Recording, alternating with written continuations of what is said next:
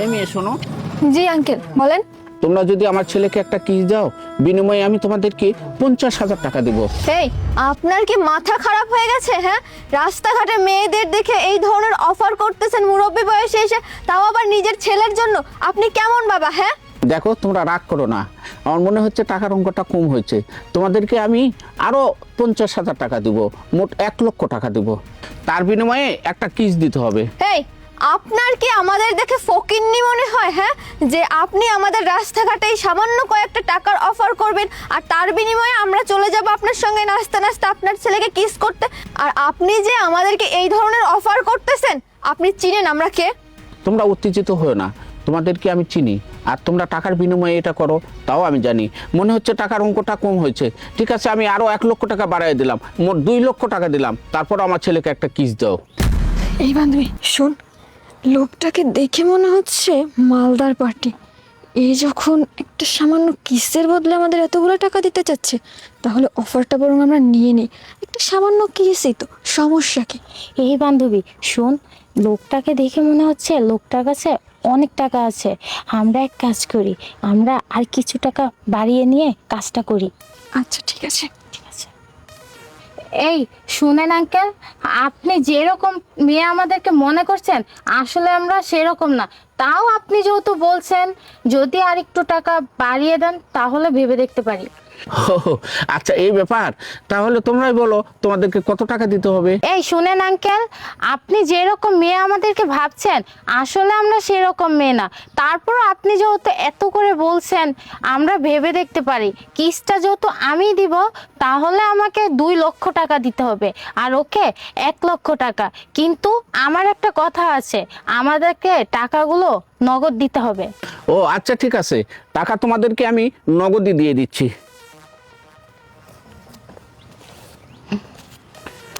এই নাও তোমার 2,00,000, আর এই নাও তোমার 1,00,000।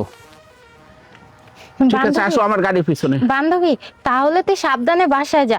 আমি শুধু একটা মাত্র কিস দিয়ে আমি চলে আসতেছি। যা। ঠিক আছে।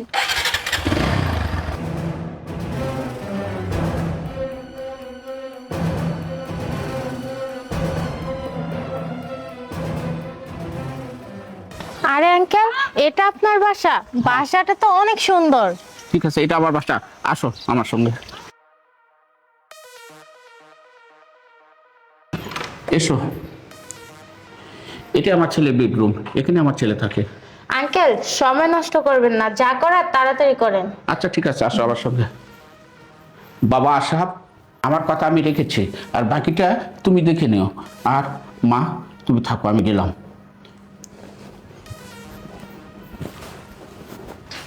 এই যে শুনুন, আমার কাছে বেশি সময় নেই, আপনার যা করার তাড়াতাড়ি করেন। ওকে। আশরাফ, তুমি এখানে? আমি এখানে, এটা আমার বাসা। আর যিনি তোমাকে এখানে নিয়ে আসছেন, তিনি আর কেউ নন, তিনি আমারই বাবা। কি আমাকে দেখে অবাক হয়েছো? অবাক হওয়ার কিচ্ছু নেই।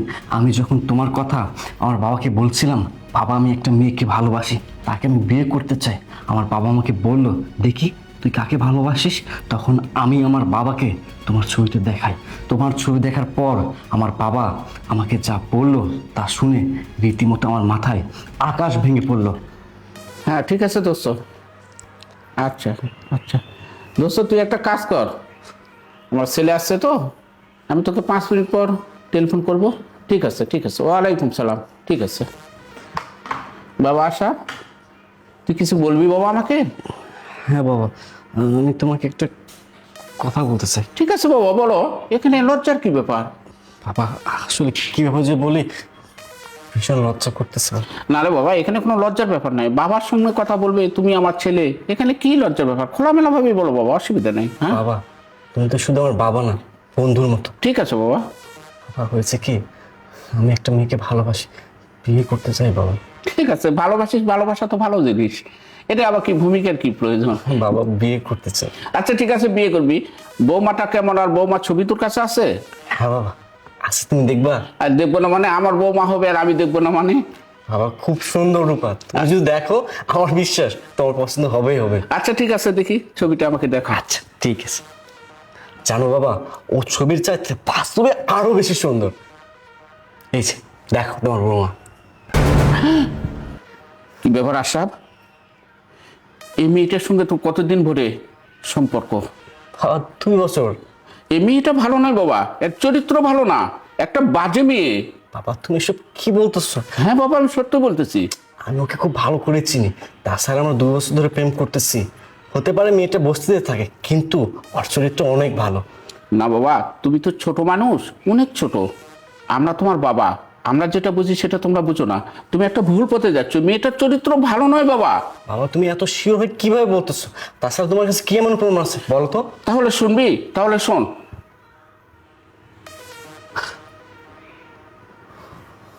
তুই যদি প্রমাণ চাস, আমি 1 ঘন্টার মধ্যে প্রমাণ এনে দেবো। আচ্ছা ঠিক আছে, তুমি যেটা ভালো মনে করো তাই করো। ঠিক আছে, তুই তোর বেডরুমে বস, আমি 1 ঘন্টার মধ্যে প্রমাণ এনে দিচ্ছি তোকে। আচ্ছা ঠিক আছে। শুনলাম এই ছিল কাহিনী। আমি তোমার জন্য আমার বাবার সাথে অনেক রাগারাগি করছি, কারণ আমি তোমাকে ভালোবাসি, অন্ধের মতো বিশ্বাস করি। আর তুমি কি না আমার সাথে এমন একটি কাজ করতে পারলা? একটা মানুষ কতটা খারাপ হলে এমন একটি নিকৃষ্ট কাজ করতে পারে? শোনো, কিসের অভাব ছিল তোমার? ভালোবাসা কি অভাব ছিল? টাকা পয়সা কি অভাব ছিল? রিলেশনে থাকা অবস্থায় তুমি আমার কাছে যখন যেটা চাইছো সেটাই তোমার সামনে হাজির করছি। দামি দামি রেস্টুরেন্টে লাঞ্চ করাইছি, ডিনার করাচ্ছি। তোমার কাছে একটাই চাওয়া ছিল, সেটা হচ্ছে তোমার প্রকৃত ভালোবাসা। কিন্তু এখন আমি বুঝলাম তুমি আসলে আমাকে কখনোই মন থেকে ভালোবাসোনি। তুমি ভালোবাসছো আমার ধন সম্পদ, টাকা পয়সা, অর্থ, আভিজাত্যকে। আরে তোমার টাকা পয়সা দরকার, আমি তোমাকে আগে বলতে পারতাম। আমি আমার রক্ত বিক্রি করতাম, কিডনি বিক্রি করতাম, আমার তো কোনো কিছুতে অভাব ছিল না। আমি যদি তোমাকে বিয়ে করতাম তাহলে আমার রেপুটেশনটা, আমার ফ্যামিলির রেপুটেশনটা কোথায় গিয়ে দাঁড়াতো? একটাবার কি ভেবে দেখেছো আমি তোমাকে কোনোদিন সুন্দর করি নাই? আমি তোমাকে কোনোদিনও সুন্দর করতামই না, বাট সুন্দর করতে বাধ্য করছো তুমি। আজকে যদি আমার বাবা আমার চোখটা না খুলে দিত তাহলে আমার রেপুটেশনটাও যেত, সেই সাথে আমার ভালোবাসাটাও নষ্ট হয়ে যেত। এত কিছু দেখার পর আমার পক্ষে আর তোমার সাথে সম্পর্ক রাখা সম্ভব না। প্রেমের যে সম্পর্ক ছিল সেটাও ভেঙে দিচ্ছি। আজকের পর থেকে তুমি আমার সাথে কোনো রকম যোগাযোগ করার চেষ্টা করবে না। যাও, বের হয়ে যাও, এখনই আমার বাসা থেকে বের হয়ে যাও। তুমি বের হও বলতেছি। আশরাফ, আমি এতদিন ভুল পথে চলেছি, আমি আর কখনো এরকম কোনো কাজ করব না। আমি কথা দিচ্ছি, আমি সব ভুলে তোমাকে ভালোবেসে সারা জীবন তোমার সাথে থাকতে চাই। তুমি একটাবার আমাকে সুযোগ দাও। চুপ, আর নাটক করো না। তুমি যে এতদিন দিনের পর দিন আমার সাথে নাটক করে আসতেছো, আজকে আমার সামনে সব সত্যটা চলে আসে। শোনো, তুমি এগুলো বাদ দিয়ে এক কাজ করো, মিডিয়াতে একটু ট্রাই করো, তাহলে ভালো অভিনেত্রী হওয়ার চেষ্টা করবা, ভালো অভিনেত্রী হতে পারবা। তুমি কি বললা? তুমি শুধরে যাবে না, কুকুরের লেজ কখনো সোজা হয় না। শোনো, একজন চোর যখন চুরি করার পর ধরা খায় তখন সে চোর সব থেকে ভালো ফেরেশতা হওয়ার চেষ্টা করো। এখন তুমি যতই ফেরেশতা হওয়ার চেষ্টা করো, আমি তোমাকে ক্ষমা করতে পারবো না, কারণ মানুষের বিশ্বাস, ভালোবাসা একবার ভেঙে গেলে না তা কখনো জোড়া লাগানো যায় না। যাও, বের হও, বের হও বলতেছি।